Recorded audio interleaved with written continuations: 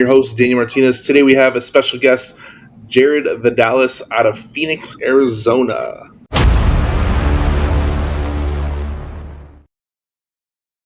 How you doing today? I am doing fantastic. How you doing? I'm doing all right. I have an interesting story with you, and we actually met in Phoenix a couple weeks ago that I really wanted to bring up early on just because it kind of adds to like our lineage tree of how we learned real estate. But I kind of really wanted to cover this. So I took a course, me and Anthony, if everybody doesn't know, we took a course, and that's how we met, was from Jalen White. And we met Jared in town in Phoenix, and he's like, "Oh, I know Jalen. We actually got into real estate at the same time." You want to tell us how that iteration happened? Because I think this is like another iteration of the real estate tree for us. So I really want to cover this first. This was before there were gurus, and this is especially before Arizona became such a hotbed for real estate investors, competition. I would say Arizona is probably the most competitive market in the United States, but I mean, I started back in 2014, and it actually came about where I rented a crappy little office. Well, I guess let's take a step back. So I was in the corporate world, did that for about 2.5 years as an engineer. I quit to go out and do real estate. I'm originally from California. I moved to Arizona for my corporate job. And, I've always been interested in real estate, but long story short, I quit my job because it wasn't for me and decided to go out and flip homes because that's what everybody wants to do. They want to go flip homes. But first I had to find the deal, right? So anyways, I ended up flipping 2 homes, find out, because I bought these homes from wholesalers. I bought 2 in the same day to go out and flip. I had a bunch of Bitcoin money, and that's what financed my renovations. I was an early adopter in Bitcoin, but when I bought these 2 homes, I saw this wholesaler made 20-25 grand a pop, and I had no idea what an assignment fee was. Anyways, I flipped those homes. It takes way too long, costs way too much money, and I make like 25 grand. But I'm looking back at that wholesaler, and I'm like, holy crap, you made the same amount of money as me, no risk, no headache, no gray hairs. I need to go out and learn how to do this. So that's exactly what I did. I rented a crappy little office in the hood and just started printing letters like all night, stuffing, stamping. And I posted something on Instagram, and this dude was following me. His name was Carlos Reyes. And he's like, "Hey man, I saw you're doing real estate. Like, let me come to your office and kind of see what you're doing." So he comes to my office in the hood, and he's like, "Dude, this is cool. Like, let's joint venture on a direct mail campaign. We'll mail them to Hispanic folks. I'll be the Hispanic guy. You be the white money partner, even though I'm not white, and we'll play that dynamic." I'm like, "Great. You buy the stamps. I'll print everything, and then I'll get some people off Craigslist to come here and stuff everything." And hired a bunch of crackheads, and it was bad. Like, I was 22 years old. So we go out and tie up like 3 or 4 deals and make like 100 grand on this one campaign. He's like, "Dude, this is it. I'm gonna he's like, I'm gonna quit my job, blah blah blah." And so I think Jalen was on social media as well. Jalen and Alex Saenz, and they kind of got in at the same time. And I remember I dropped Alex Saenz off. He came and rode with me to my flips, and he's like, "Hey, my buddy Jalen White wants to get into this too. We went to the same high school together." I'm like, "Cool, bring him out. Like, more the merrier." And so like us 4 were kind of running deals together, joint venturing, helping people close out or lock up deals. And it's so funny because everybody kind of went off and did their own thing and became extremely successful. But that's how all 4 of us kind of got out of the corporate or kind of the 9 to 5 and jumped into real estate completely at risk. And we just made it happen. And we really made it happen because we the most important thing, and this is what's unique about the Arizona market, is everybody is open to collaborating. Because back then, like I said, there was no gurus. So when we found something that worked, we would call everybody and we'd be all excited, like, "Hey, this is hitting right now." And then we all go out and do it, and then all of a sudden it would die down, and then somebody would find something else that was new. It's like, "Hey guys, this is hitting," and we would just share like our secrets on how we're getting deals. And that's kind of how, in my opinion, that's how the real estate residential side evolved, which is very unique to other markets. Yeah, and one thing you said too is who's the little godfather of that town? I can't remember his name. Sean Terry. Sean Terry. That was the only guru back then with Sean Terry. Wow. Yeah, he's good. I mean, he really, he's not one of those guys who keeps everything close to chest. Like Yeah. when I was going to his office back in like 2014, 2015, like he would just lay it all out. Like, guys, this is how you do it. And that was perfect. I mean, that really helped all of us. Yeah. And so you've been doing this a very, very long time. You're kind of, you kind of took a lot of front end risk. So you're 22 when you started. How long you been doing this now? I've been doing this since 2014. So 10 what is years. going on 10 years. Shit. Wow. Decade. I'm one of them old men. You can't see the gray hairs here yet, but if you're in real estate long enough, you'll start getting them. Yeah, I got a few. Sure. No, a decade is a long time. It's really interesting to kind of you have like those groundbreaking stories that of early on of the struggle at 22 and doing all this crazy stuff and bandit signs. Like those stories are amazing, but like 10 years later, it's like, what happened? What's changed? What's new? And you kind of like remembering where you came from it's really cool part of the story. Oh yeah, and back then, it's kind of like being in high school. No responsibilities. You're kind of running around, hanging out, and it's like, you don't have the burden of all this risk on your shoulders like how we do now, because now we're doing very, large deals and there's real money on the line. But back then it was just like, tinkering around, figuring out what works, and those were the fun days. No. So let's talk a little bit about what you're doing now, because I think we had a great conversation. We met for dinner and we had a great conversation, but what you're doing now is pretty crazy. I do want to preface this though. You made a tweet an hour ago or so about how you're talking to the OG land guy. Can you tell us a little about that story? Because that's a very intriguing story to me, and I want to hear more about that. Yeah, so I sent a little mail campaign to people in Arizona who were lending private. So I'm trying to add more private lenders to my Rolodex. And this guy calls me. He's like, "Hey, Jared, got your letter. Very thought out. Just come to my office." So I was down there this morning. He's probably mid-70s. He's a third generation Arizonian. And his great grandfather, I think he was like a senator here. But anyways, he has very deep lineage here in Arizona.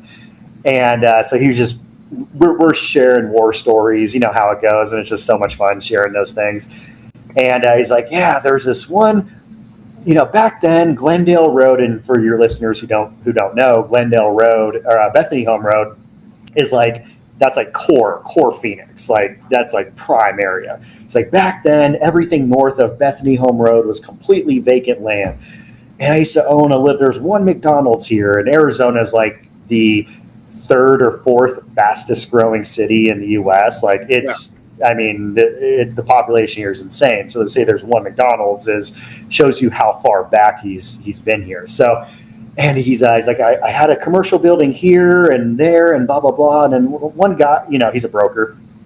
He's like, one time this guy, he showed up. He's like, hey, this group, there's going to be this new city that's going to be incorporated into, Maricopa County. It's called Paradise Valley, and it's going to be the next thing. And it's like, you should buy some acreage for $50. And the guy's like, dude, $50? Like, there's no roads, there's no infrastructure, no freaking way am I going to buy it in a place called Paradise Valley. Fast forward to today, acres there are selling for $2.5 million, just the dirt. And I'm like, dude, that just goes to show you, like, anyways, don't. So I wanted to show a visual representation of where this is. So Paradise Valley is north of Tempe, and if I zoom in, it is built out. Yeah, exactly. They're all 1 acre lots. I live in Paradise Valley, and it's the most expensive zip code in Arizona. They're not allowed to have streetlights there. There's not allowed, no commercial there is allowed, no retail, no nothing. It's just 1 acre lots, no streetlights, no curbs, like very rural. But like, I mean, there's homes in there selling for $30 million. brand new. It's insane. That's crazy. That's crazy. So $2.5 million per acre is insane. Per acre. That is insane. That is insane. So for everybody here that doesn't want to invest in land, I think if you're in the path of progress, you can hold on to land long enough, and you're going to do very, very well, especially in up and coming markets like this. I saw a video recently on Twitter, and I wish I could find I wish I had thought about it before this call, but it showed like the expansion of Phoenix over like the last like 50 years, and it's literally insane because it was just a desert town, and then what it is now it's literally insane. So yeah, it's bananas. Like we have so many headquarters moving here. I mean, I think the statistic is 100,000 people move here a year. I mean, it's nothing like Texas, but Texas is so much bigger than Arizona. But it's just an exploding market. Getting a lot of Californians coming over, unfortunately. But yeah, I'm very bullish Arizona. So one thing and this is a very developer question for me, but one thing we're always looking at is water access. What's the water issue in Phoenix? What does that look like? Yeah, no, I mean there's this big conversation around water here, obviously, and there's a lot of articles, a year ago about how Arizona is going to run out of water, but really what it was is we're required to have a 100-year water plan, and during that year we missed that water plan by 0.5%. So you know what I mean? Arizona missed their water plan by 0.5%, and everybody was, how the media is, everyone was going bananas, like, oh my God, Arizona's going to run out of water, the Colorado River, et cetera, but it wasn't that big of an impact. And this is actually an interesting statistic. We use the same amount of water today in Maricopa County with, I think we have 5 million people here, the same amount of water than we did back in 1950. Really? Yep, when there was a fraction of the population. Because we have water reclamation plants that recycle water, energy efficient plumbing devices, all like rainwater capture. So we use the same amount of water we did almost 80 years ago, 70 years ago. You've gotten more efficient as That's good. Okay, that makes sense. That's very interesting. One thing I love about Phoenix is it's very modern. I feel like they're one of the newer cities that's really adapted and took on technology and like new looks. Like if anybody's never been to Phoenix, go to Phoenix. It's amazing. But Phoenix just looks new. It's a new modern city, in my opinion. Yeah, a lot of I wouldn't say we're at the forefront of architecture, but we're pretty close. But in a market that's extremely competitive, you got to find, especially if you're a builder, you got to find a competitive edge, and that people find that through architecture. Yeah. So let's jump a little bit into stuff you're doing now. I saw a video of you recently. It was a I don't know if it was an ad. No, it wasn't an ad. It was you were building like a condo or apartments or something, and you had they had just put in the water utilities and the stick frames getting built up.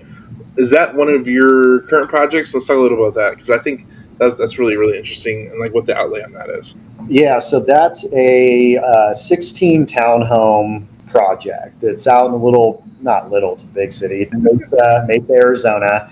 Yeah, it's about 30 seconds from the Oakland A's spring training stadium, kind of downtown Mesa. The funny thing was there was a house on an acre that was just sitting in our pipeline, and it was there for 4 or 5 years. And one of my acquisition persons, finally was able to strike a deal with this lady. So we paid $220,000 for essentially 2 houses on 1 acre. We knew what the underlying zoning was, so we knew it was a great deal. Kind of during that time, we kind of not shifted our focus, but we wanted to go out and build. We wanted to find tracts of land, build, with the sole purpose of scaling the portfolio. So let's build these brand new units. let's hold on to them for a very, very long time. And that's how we're going to scale quicker.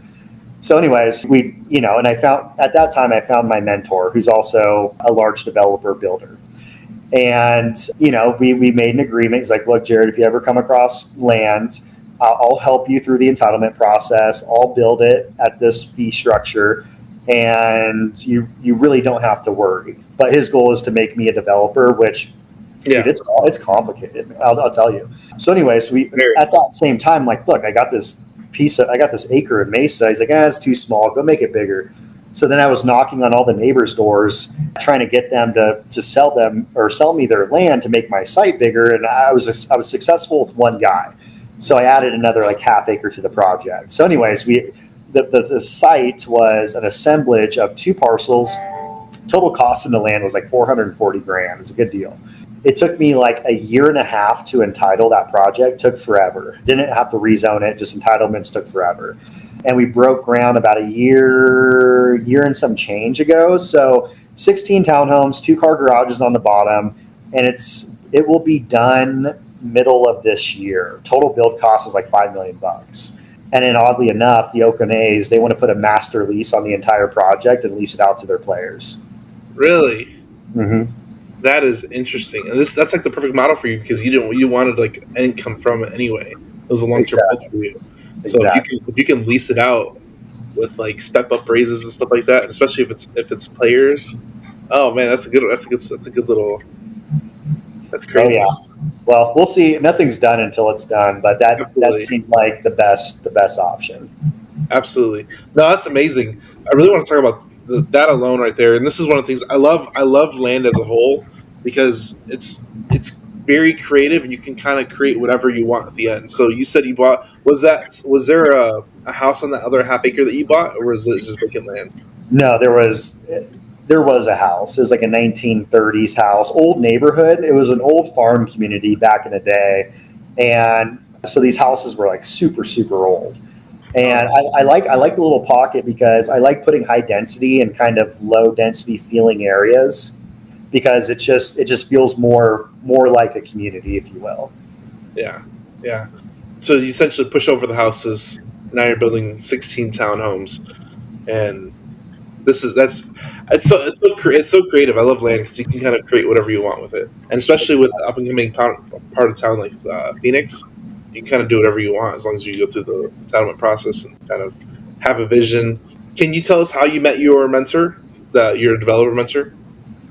Yeah. So one of my good buddies, and I met him right when I got into real estate. We've always stayed in touch. Okay. He does his own projects, but his day job is he lends hard money.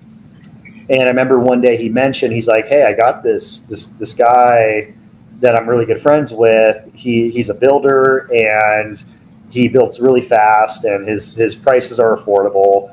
And I'm like, well, I'm trying to find that. I'm like, can you like put us together?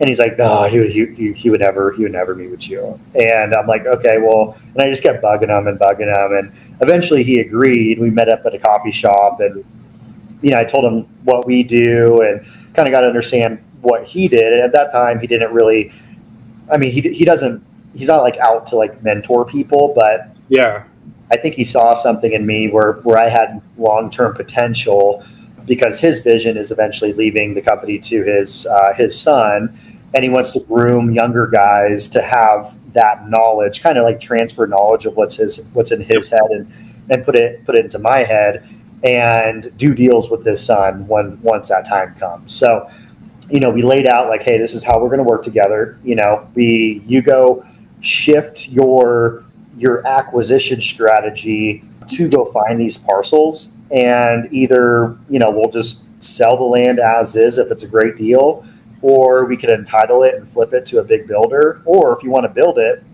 then this is how that arrangement would work. And I'm like, done, let's do it. And then we hit the ground running, and we have 3 projects right now.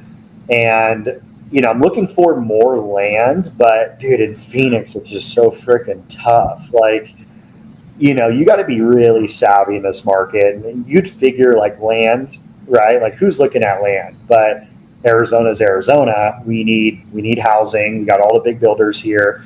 And like builders, brokers, investors like me, they're all calling the same people over and over. It's no longer just the brokers calling to buy land and give it to one of their clients. Everybody in the equation, they are calling.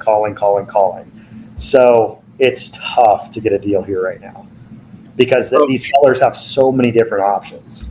A lot of competition, and everybody's looking for the same thing, especially where there's high density options and not a lot of land availability. Mm-hmm. Do you see land moving out in the outskirts right now pretty heavily? Yeah, it is. It for sure is. That's the only option right That's now. the only option. Yeah, exactly.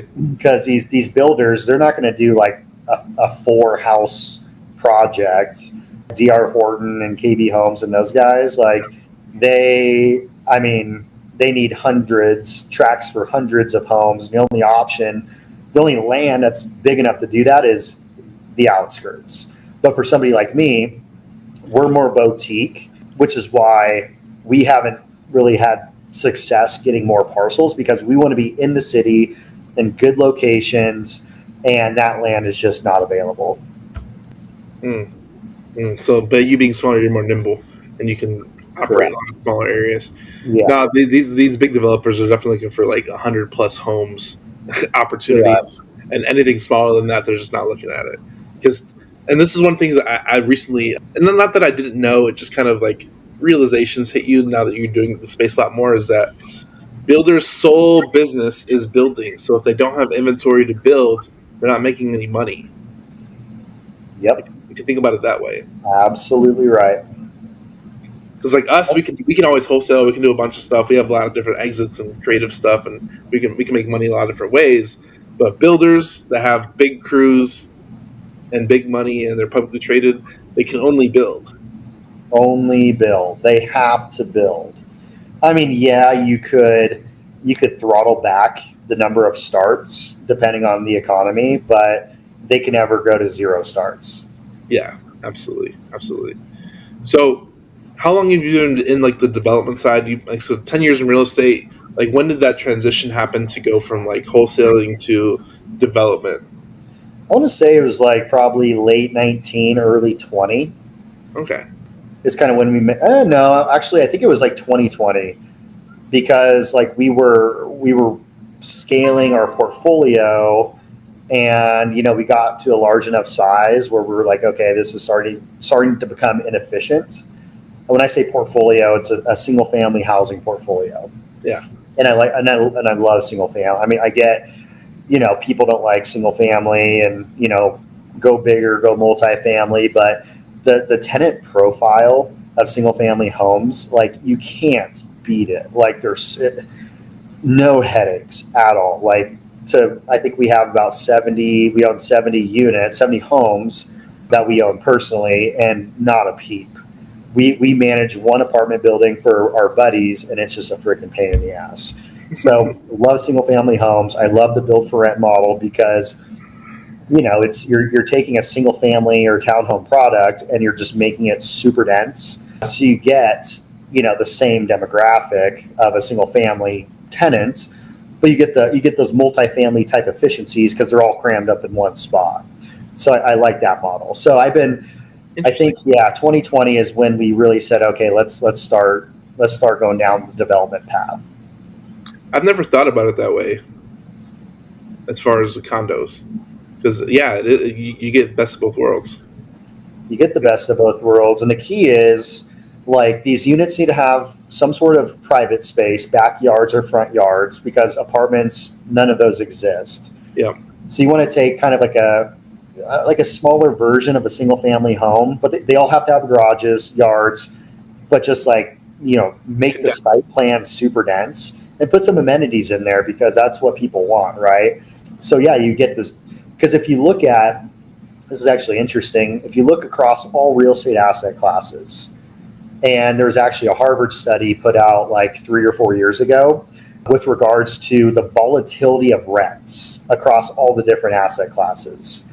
Okay. Single family homes is the least volatile by like 200%. And that's across apartments, even commercial office, industrial, retail. Like, it's the stickiest and the most stable income that you could have across all asset classes. But it's very inefficient income because you have all these scattered homes, pretty much. So it's a maintenance and a management nightmare. But if you put them all in one spot, that's how you create alpha efficiencies.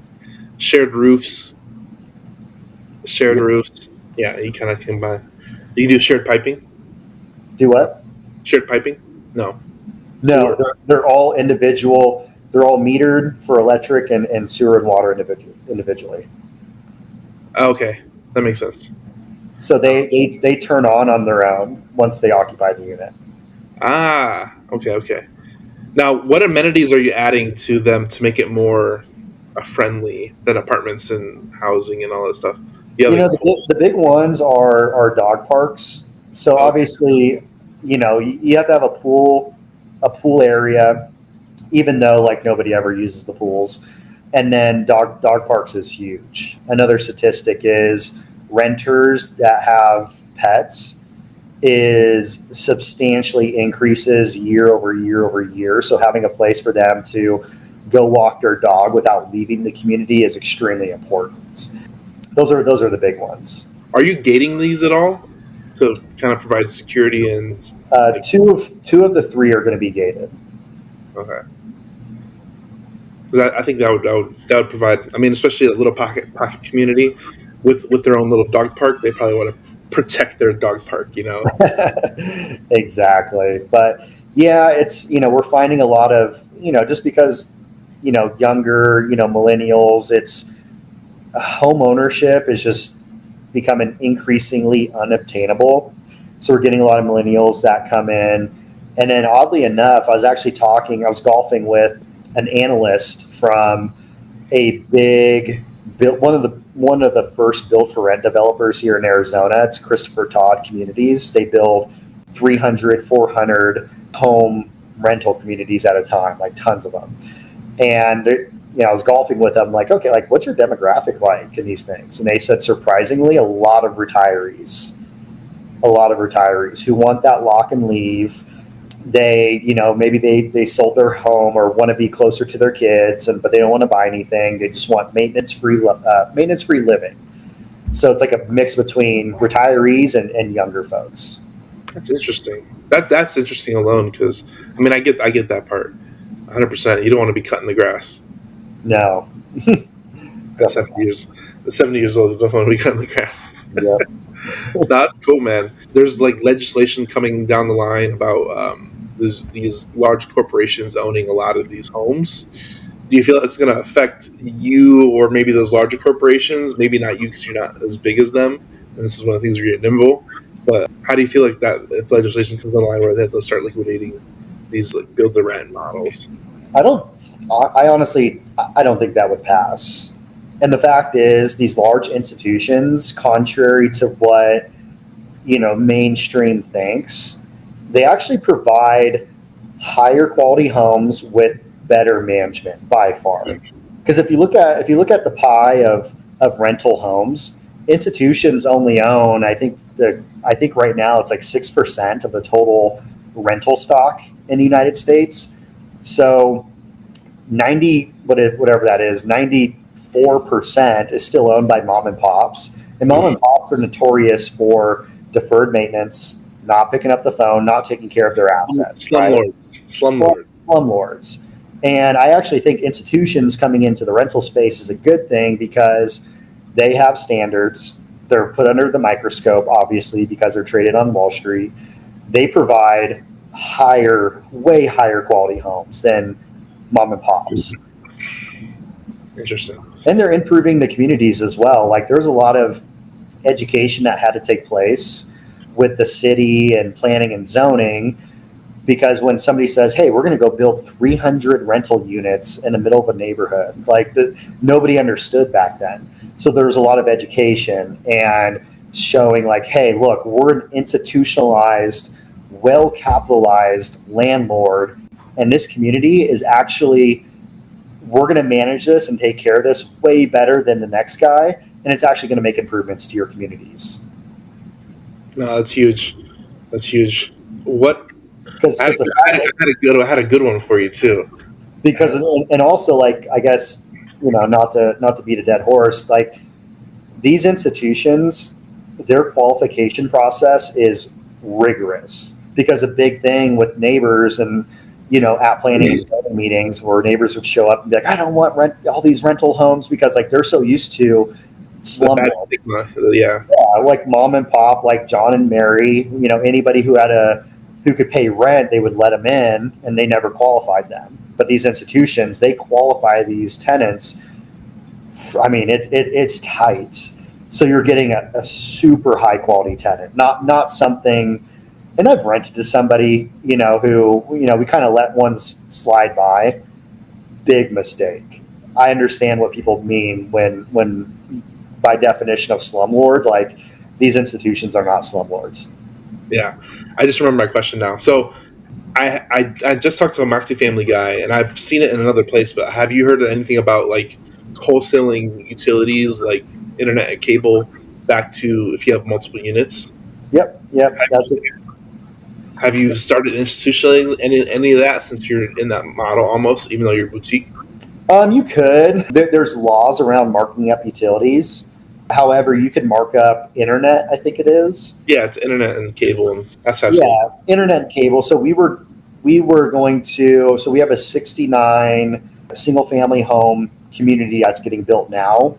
In the pre-development phase, we were working with a large internet provider that provides internet to these build-for-rent communities at a wholesale price. Like, so for example, they would give me internet for $25 a month, and then we would then go mark that up to the tenant at $55 a month and make a little spread there, increase NOI, et cetera, et cetera.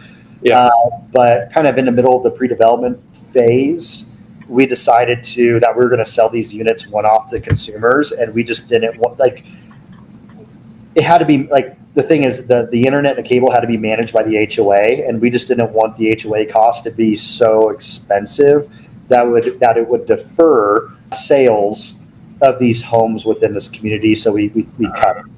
Okay. So this is new. This is new information. This is why it's good. So the utility, if anybody does that with the community, is managed by the HOA, which increases HOA fees to the owner. But if it's owned by a built-to-rent community, that's kind of self-managed and kind of managed that way. But if they ever liquidate it, the HOA takes over that responsibility of managing the internet. So it works for apartments, because there could only be one owner on an apartment building. Yeah. But if you have a built-for-rent community, there's always the option of breaking those homes up and selling off individually. Yeah. So unless you plan on, and it depends on how you plat the sites, right? If you're platting them as fee simple lots, like, I wouldn't do it. But if you're doing if you're platting it as a multifamily project, technically, even though it's a build for rent community, I think it does make sense, because, there's always going to be just one owner, and like to manage or to maintain that, that cable system, you're writing annual service contracts. Only one person could service it. And they're not cheap, but if you're, if it's platted as one site, or one, only one owner could own it, it can make sense, because, again, you get an NOI boost. I have not seen a single family community platted as one lot as multifamily. I have not seen it doesn't look like, when you're doing like a detached product as a build for rent community. Yeah. It doesn't look like a traditional 45 by 100 foot lot. It looks like more cluster product. Yeah. It's a bunch of little units that are laid out in such a way where it actually feels good. But yeah, out here in Arizona, we were the pioneers, just like everything else in Arizona. We had Christopher Todd and we had Next Metro doing this model back in 2015. And, everyone is like, what are you guys doing? Why not build apartments? But the model worked, and they made freaking a ton of money. But yeah, it's interesting to see. So I did not know that they pioneered in Phoenix. This is one of the things where I think it's really cool. Like, you got to pay, like, if you're very local in your market, you got to pay attention to other markets, because usually stuff will adapt into up and coming markets around the same thing. So I think if you're looking to do cool stuff, look at Phoenix, because Phoenix is ahead of the curve in a lot of different ways. And if they were doing that back in 2015, that's crazy. Oh yeah. That's almost 10 years ago. Yeah, they were the two big ones. That's all they did. And then they started like 4 years ago going into other markets. And then the model proved to be so great that the large single family institutions like American Homes for Rent, Progress Residential, they actually created build for rent divisions within those companies to literally go out, buy land, plat it as single family detached, and build it and put it in the portfolio. So now you have like these large REITs emulating the same model as a way to scale their portfolio. Wow, as a developer, that is insane. That's actually pretty cool. That's interesting. I love how real estate it's very creative. Like, a lot of people, they get super creative, and they create new architecture, new ideas, and then if it sticks, it sticks. But it's Yep. just very creative, 100%. Exactly. I think we're going to end it here, man. What is a quote that is yours or somebody else's that you resonate with? I like slow feet don't eat. Ooh, Slow feet don't eat, which means you got to be freaking on it or you're going to lose the deal. yeah. If you're just lollygagging around, you're not getting that deal. Absolutely. You got to be on your toes. Got to be on your toes. Mm-hmm. Because stuff will slip through your fingers if you're not on it, for sure. Especially in real estate. And I actually heard that one from Donnie Ruffin like a couple years ago. I'm like, that's good. I like that one. All right. So where can people find you online? I know you're on Twitter, and we have equityconnect.com. What else we got? Yeah, find me on Twitter, and I think my handle is, one sec here, pull it up. I think it's just your name. Yeah, just Jared Vidales, my first and last name, and the same with Instagram. There you go. There you go. Jared Vidales. Go check him out. equityconnect.com. I'm excited. I think Phoenix is. If you haven't been to Phoenix, please go to Phoenix at least one time in your life. I love going to Phoenix, but definitely check it out. You can definitely see. You can almost see like the future of what things look like, and I think you can see that whenever you travel outside the states. But I think I've traveled a lot, and Phoenix is definitely one of those places. It's just a newer town. Like I said, you can always go to the old cities and see like the transition, but I think Phoenix is one of those where you kind of see a newer city create new product, and I think that's interesting to see. So definitely go check out Phoenix. Definitely go check out Jared. For everybody here, go like, share, subscribe. Thanks for coming on the show. We appreciate your time, and everybody have a great day. Awesome, man. Thank you.